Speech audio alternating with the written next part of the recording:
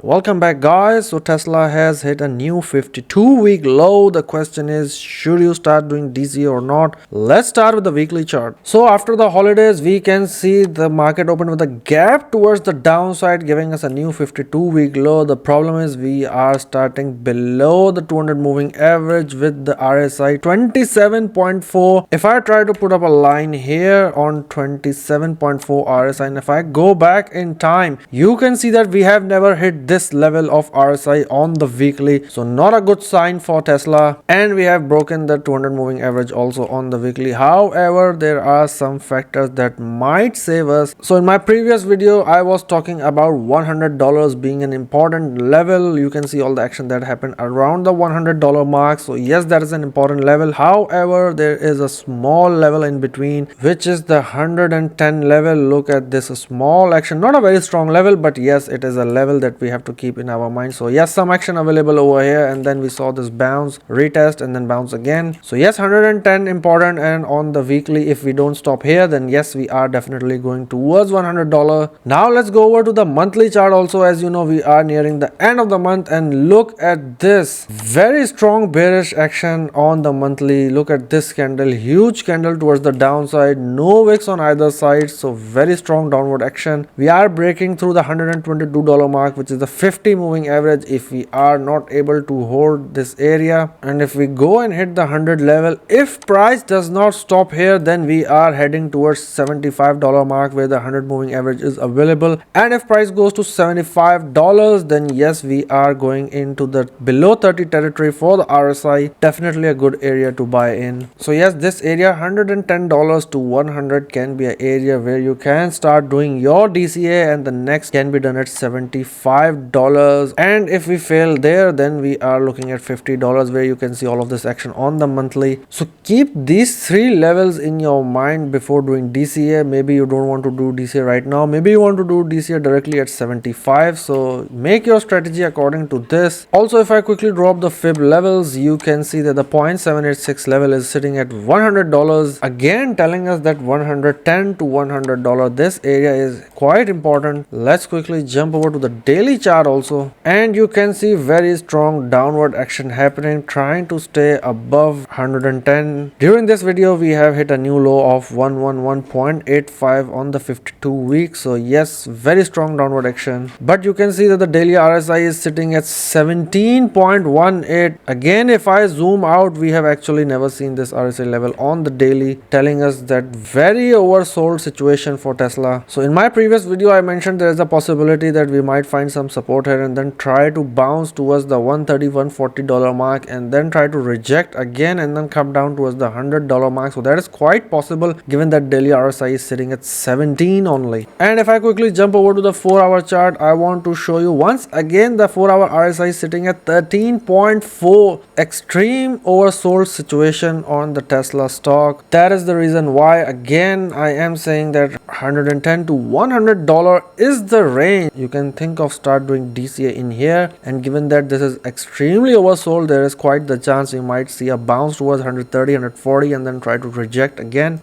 Earnings are expected on 25th January, and if earnings are not good, then definitely we will see those $75, $50 range for sure. If you like this video, don't forget to subscribe, like and share. And once again, you can see how volatile the market is. If you are planning to actively trade, please don't forget to use proper risk management. Thank you for watching.